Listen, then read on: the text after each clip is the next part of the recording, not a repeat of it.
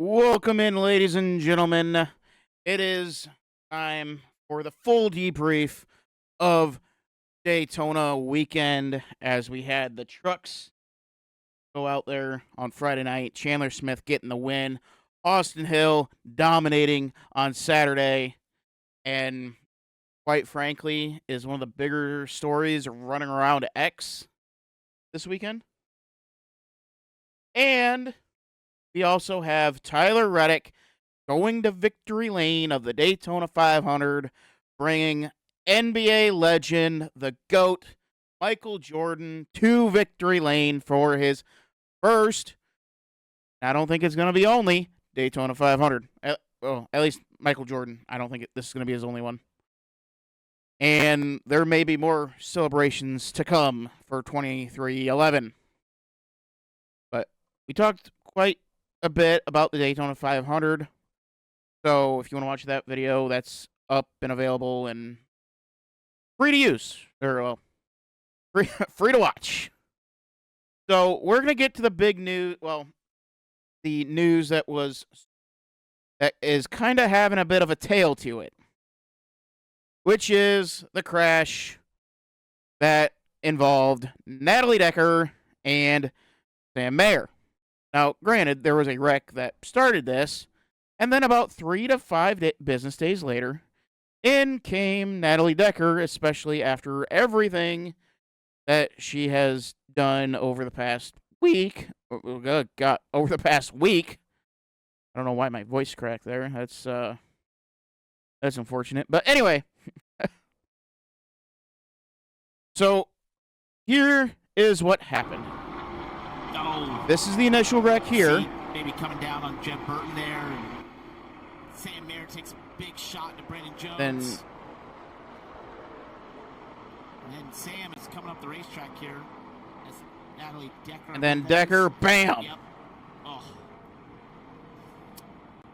Sieg was right there where all that started, and I'm not sure he got real heavy damage. It looked like Jeb was kind of holding his line right there. I don't know if Ryan knew that he was inside of him, but all right, so there's Sam Mayer in that green car. Oh, Sam Mayer. Almost missed it. Jones, you see Jeremy Clements come in there. And Clemens just nowhere to go. You can't see on the screen is how much and then all over the track. You hit the brakes, and the brakes work, but the tires just and then here comes bam! Oh man, that's a late hit. Really. Late hit. 8 cars involved in the 4th car. Now, I don't think this would have been as big of a story. It still would have been just because of how late it was, but it would have just been done and over with by Sunday. However, it doesn't help when you come onto the radio and say, "Why was he moving in front of me like that?" Well, let's take a look at the condition of the car. Let's see. Let's go a little bit. Okay. So this is before the hit. You can see the front end is messed up. The back end is messed up. The tires are flat at this point. Probably doesn't have control of the steering. Brakes are questionable. And, his windshield is being covered by the hood. Obviously, Sam Mayer does not have control of his car. And also, Sam Mayer is one of the best drivers in the O'Reilly series. It's going to take me so long to get used to that. And I mean, the car is pointed. It's moving. Let's see how long. Okay, so it's already pointed, and it's making its way back. Okay. The brakes work, but the tire. All right. So at this point, you now know that car is moving up. But again, this wreck has been happening for quite a few seconds at this point. More than enough time. Caution, caution, slow down, off 2. Slow down. Tires just don't stick to the track. Can't. And then bam! Oh man, that's a late hit. And the thing is, you see another car come flying right on by. There is less distance between or between that car to Natalie Decker than there was from Natalie Decker to Sam Mayer. And obviously, they were able to make it through. Because, let's see if there's a wide angle. There's a wide angle somewhere. But started to slide So down just Mayer a little bit. Oh, doesn't Sam quite Mayer. get through.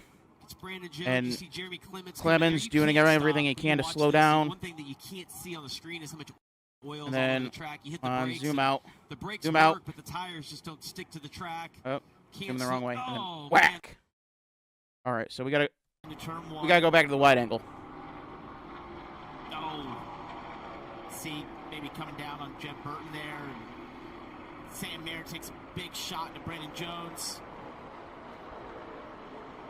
And then Sam is coming up So you now can kind of see the racetrack here. Mayer is now moving back up the racetrack. From here to here, for a normal race car driver, is an eternity. You still have an eternity at this point. You now know that car is coming up. So you now know you have to make you have to make a change in what you're doing. And you look, it's about the same distance, because right in the middle of the screen is Natalie Decker. Off towards the front is Sam Mayer. Obviously damaged, doesn't know where he's at, doesn't know where he's going. And then you have this third car, because I haven't seen anybody quite point this out. You got about the same distance between each of the three, and Natalie Decker has the ability to see that Sam Mayer is moving up towards the wall. This car does not. And as we can see, Natalie Decker, I believe that is. Yep. whack. So now now something completely unexpected has happened, and there is less distance between here and here. And I don't know.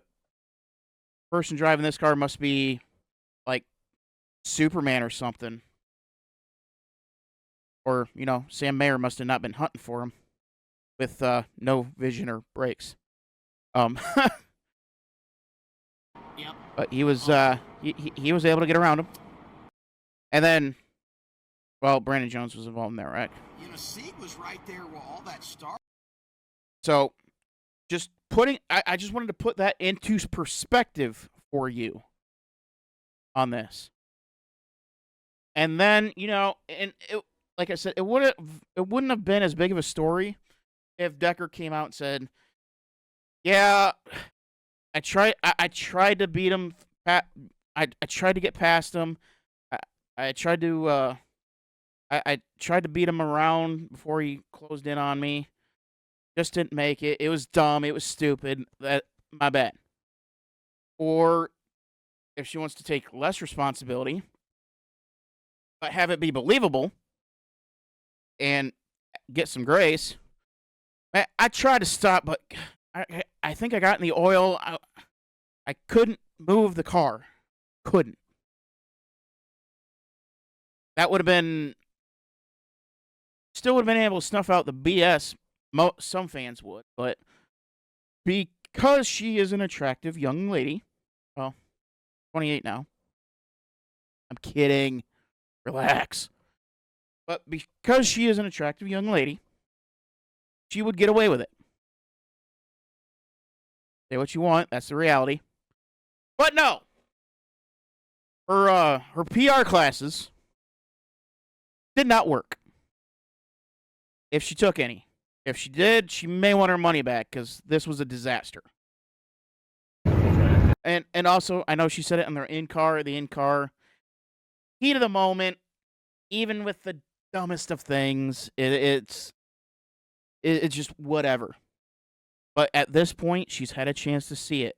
This isn't the TV interview. This is another interview that she's doing for another media company. Just after she's out of the race. So she's had an opportunity to see what happened. Yeah, that first I just want to thank my sponsors. And I do find it a little disturbing that she's smiling the whole time. I find that a little weird. And Dickinson's, they're brand new here. This was their first race, my first time working with them, and I'm just really bummed that this was the outcome because, I want. Like, she's smiling when she's so bummed. I'm just so bummed. To show them a good time. I'm hoping they still enjoyed every minute of it because I know I did, but that really sucked. My spotter told me, that there was a big wreck. And now, first spotter is Brian Keselowski. Yeah, that Keselowski. Someone who has been here before, raced at Daytona, knows what you can and can't see out the windshield. And also, when you hear the words caution is out, that means slow down, not speed up. And Brian, he likely said caution is out, slow down. All right, come through. That doesn't mean speed up. That just means work your way through. I mean, she's been driving long enough. She should know this. And committed. Just slow up, and that's what we did. And then as soon as everything got calm, he told me to get all the way to the high side and just keep coming through. And then I think it was the 41 that just randomly, it felt like he rolled back up the track. He just randomly did it. He's hunting for me, trying to hit me. And at that point, I was committed, and there was nowhere I could go. How are you committed? The caution has been out for at least 17 seconds at that point. I mean, the wreck was going on for a while.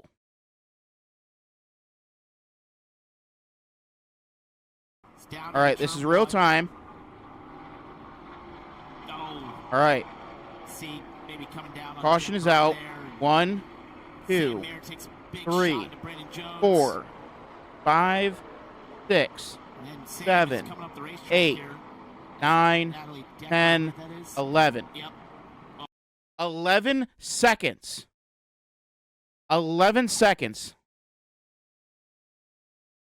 from when the caution would have came out to when she hit Sam Mayer. 11 seconds is an ungodly amount of time. Ungodly. Especially at a place like this. Like, that is insane. That is utterly insane how you are able to pull that off. I really hate it for all the guys back at the shop, though, because they worked so hard to get us here. Well, like, she's not, like, shrugging shoulders, like, she's going through the motions. She does not care. That's what that tells me. You see that little shoulder shrug? I hate it for all the guys back at the shop, though, because they worked so hard to get us here. And the eye roll.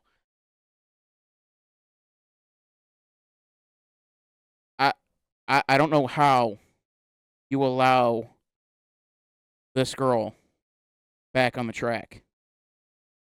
I don't know how. And this does, and especially with everything that she said on her podcast, which was a semi-disaster. Well, you could say full-blown disaster. If I was the husband, I wouldn't have been happy. I wouldn't have been happy. But and the craziest part is I don't think it went down the way that she said that it did. I don't think it went down that way. Quite honestly, with just getting that vibe off Natalie Decker. Now, I do want to talk about her interview, though. There are multiple things that can be true. Yes, women get the shaft when it comes to equipment. That is absolutely plausible. And I believe her on that. Now, in the same breath, it may not have been giving Natalie old crap because she's a girl, but because she wrecks all the time. every single time without fail. In the Xfinity series, got like 13 starts, averages 29th. In the truck series, it's not much better. Like, you're going to go out and tear it up. I'm not giving you the new stuff. I'm not giving you the nice, new, expensive stuff. Because all you do is wreck it. So, no. Now, I do think Hailie Deegan also got the short end of the stick. But Hailie Deegan, I think, has actually got some talent. She showed it in ARCA. She's got talent. I think she can do some things. Now, if given the proper equipment with a field that isn't as crazy as what the truck series was at that time, you had a lot of young guns just going in, balls to the wall. That could lead to a very different outcome. But we'll see if she gets another legitimate opportunity in one of the top 3 levels of NASCAR. And then you have Isabella Robusto, which I think she's one of the leaders as far as talent in the on the female side of things. I would expect her to be in the truck series either part-time this year or next year, and then full-time come 2028. Because I do think Isabella is absolutely talented. And then you have Taylor Reimer, the former Oklahoma cheerleader. I haven't seen enough of her yet to be able to say definitively yes, no. And then there's a dirt racer, Kaylee Bryson. She's running in the Trans Am series. She is supremely talented. She might be the one to be in the Cup Series winning races and actually being competitive. So this isn't the greatest look for women in motorsports. However, you got to separate them, and you have to call a spade a spade. Now, mind you, Austin Dillon did something quite similar. Granted, it was a little bit more smoke, a little bit less time to react, but you don't get as long of a leash because you're in the Cup Series. You've been in the Cup Series for 12 years at this point. 13? I think his debut was 2013, 2014. Somewhere in there. Somewhere in there. But Austin Dillon did the same thing. He pretty much said, yeah, that was dumb. That's on me. I feel bad. And it's a non-story. Non-story. Now, either way, would have been a big.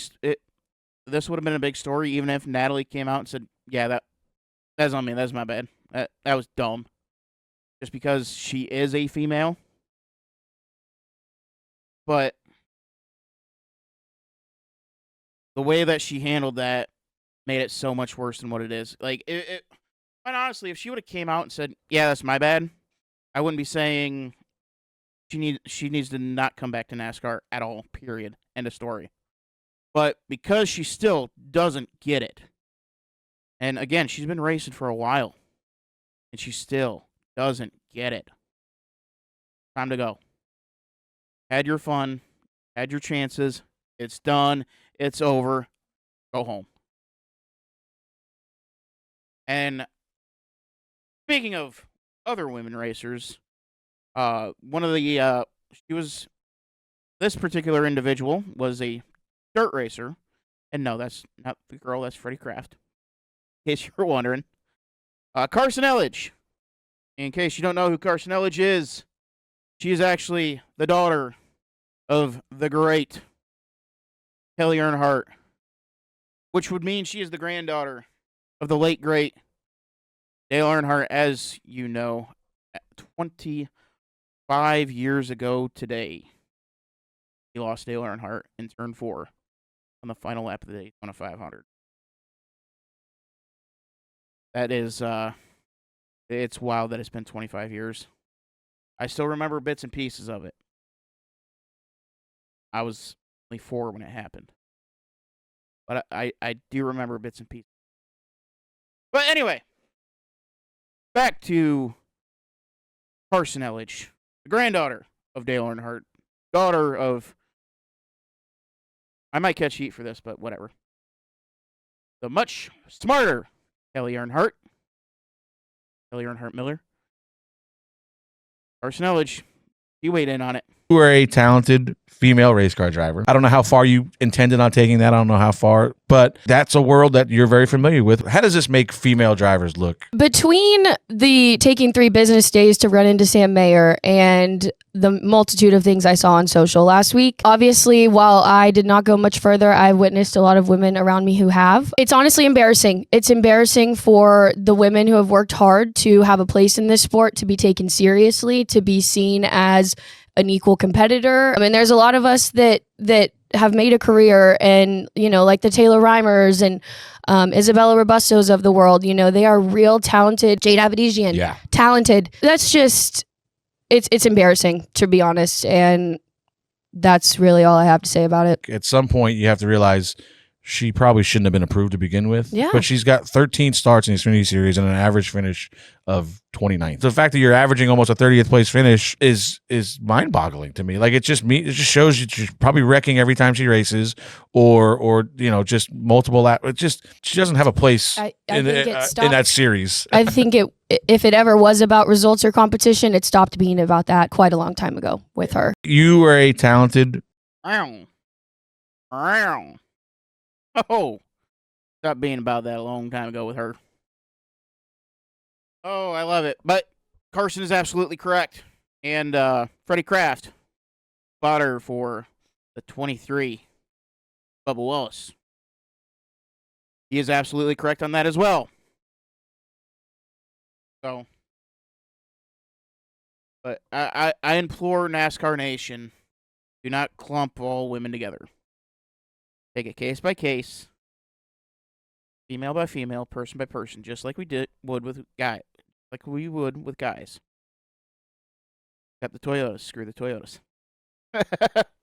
I'm kidding about the Toyota part, but because again, there are women out there that are very talented and should be getting the call up very, very soon to run the next series up, whether it be from dirt to ARCA to truck, on and so forth. And quite frankly, Kaylee Bryson might be the one. Kaylee Bryson, Isabella Robusto are absolutely ready for the truck series. Isabella might need one more year in ARCA, which would be this year. And then she may very well be ready. I would definitely say that she's ready to run a part-time schedule in the trucks. I don't know what her schedule is, but it is what it is. And then Kaylee Bryson, absolutely, she's ready for the truck series. Run the Trans Am series, absolutely ready.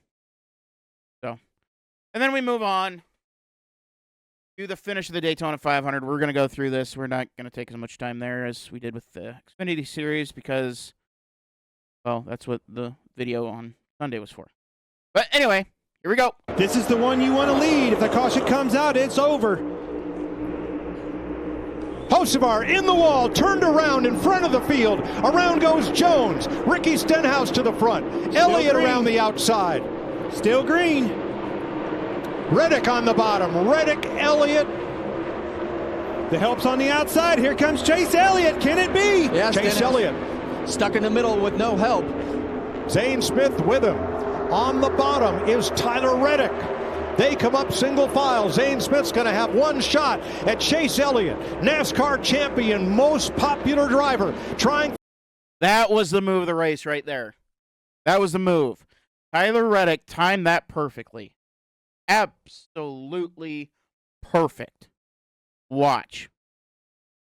Zane, at this point, Zane is no longer looking out his windshield at all. He is sitting there and he's waiting for the 45 to catch up to him and then create that run around the 9. Chase Elliott, NASCAR. Reddick times this absolutely perfect. Right up, and you can see the 38 trying to get up there but couldn't. And then you have Herps.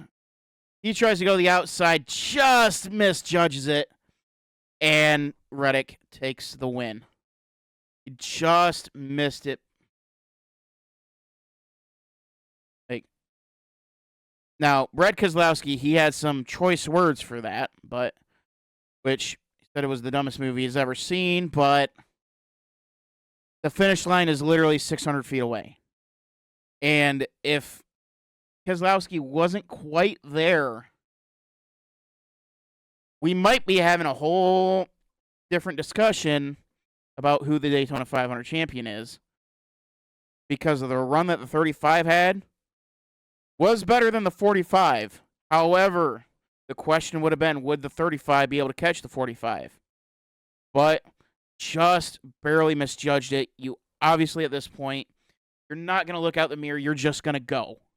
Because there isn't enough time. You just got to go. And it's one of those super speedway things that happens.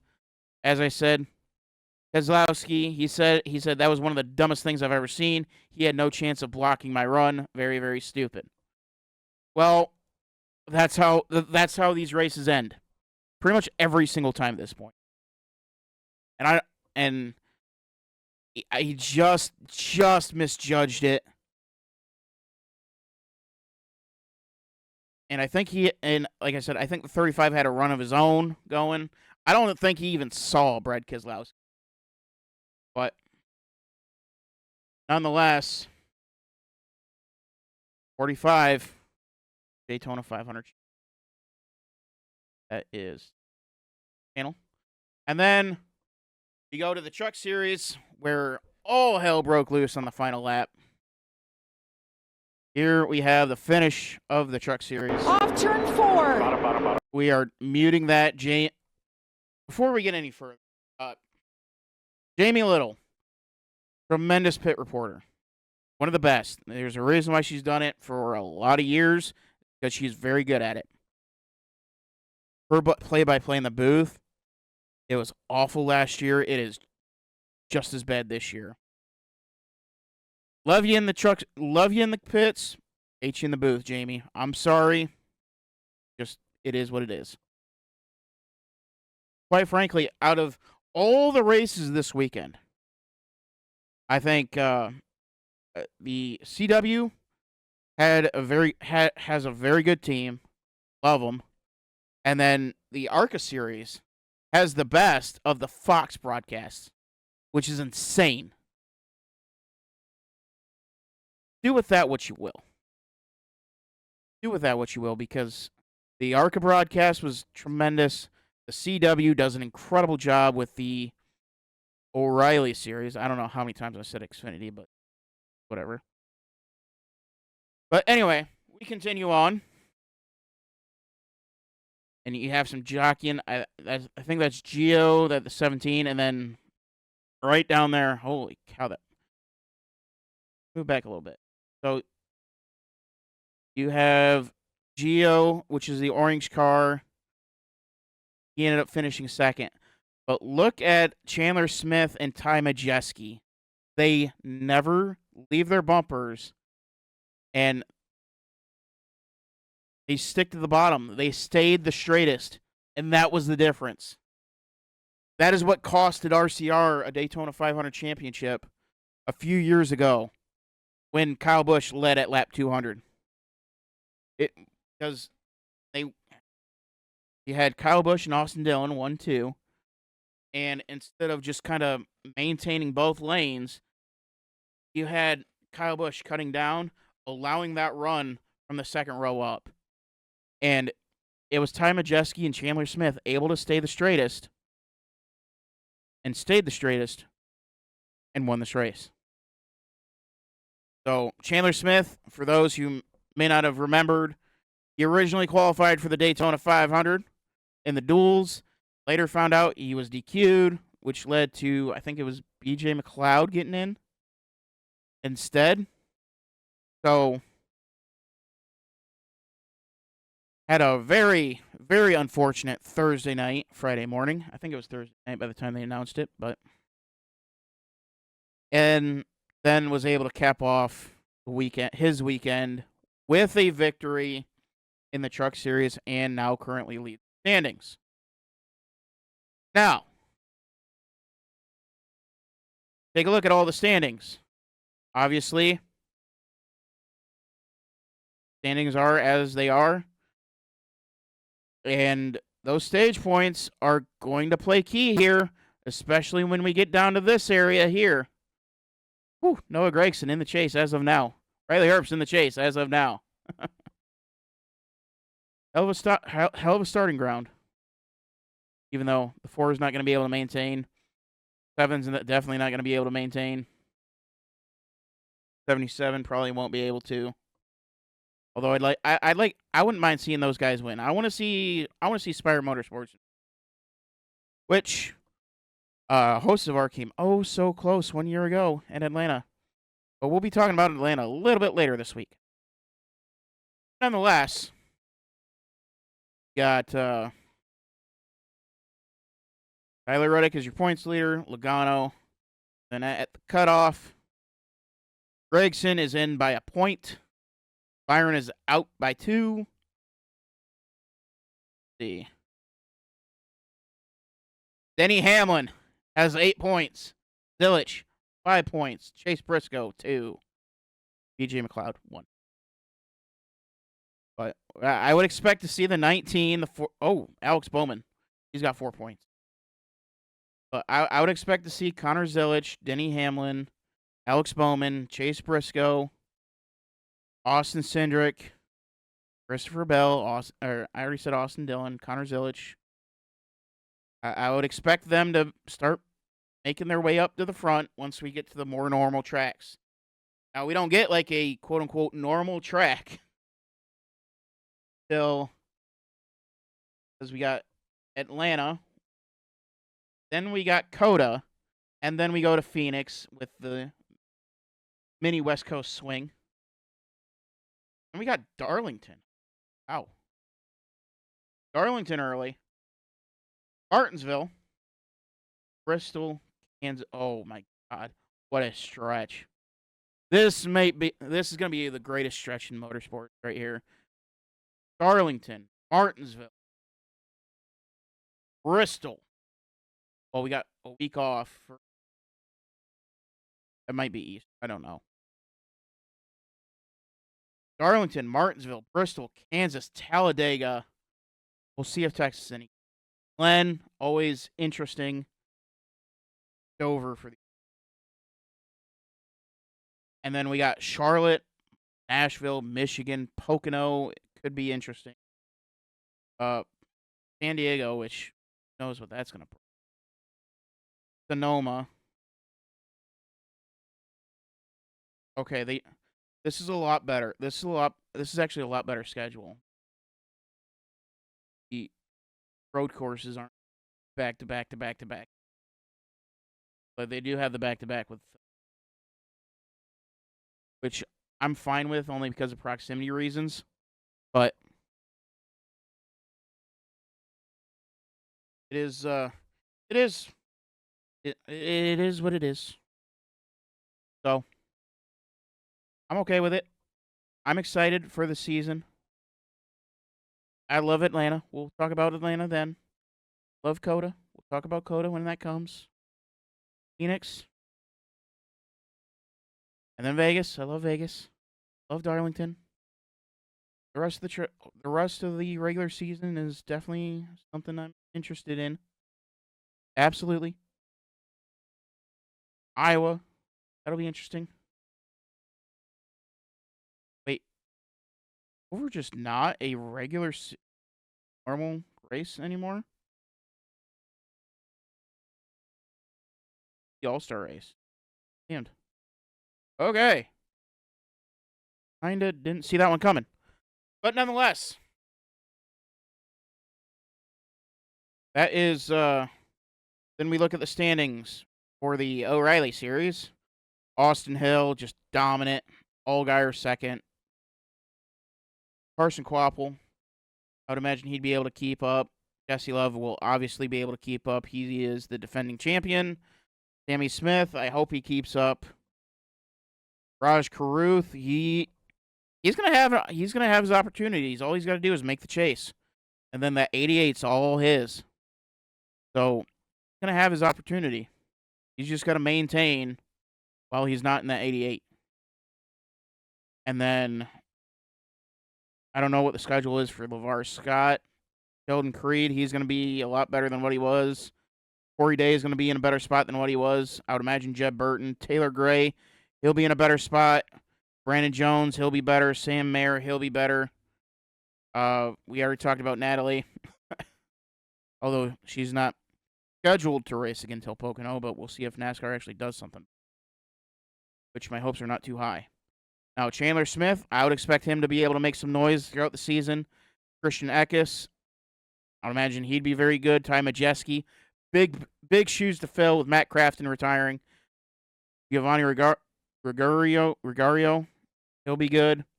Hayden Honeycutt, Butterbean Queen, and that Ram, he'll be a contender all year. Tyler Ankrum, maybe. Stuart Friesen, he'll have his spurts. Ben Rhodes, he'll be there. Justin Haley, he'll be better than where he's at. Daniel Hemrick, maybe, who knows. Grant Enfinger will be better than where he's at. And then yeah, that's about it on that front. About it. So that is your official Daytona debrief as we go into Hotlanta for round 2 NASCAR. Well, of NASCAR. Because I'm going to do my best to cover all 3 series all year, but I'm not going to make any promises. But I am going to try my damnedest to do so. Now, don't forget, we also got Formula 1. That's coming around the corner. We got IndyCar. That's around the corner. We got a lot of fun coming. It's going to be interesting. It'll be fun. But until then, see you in the next one.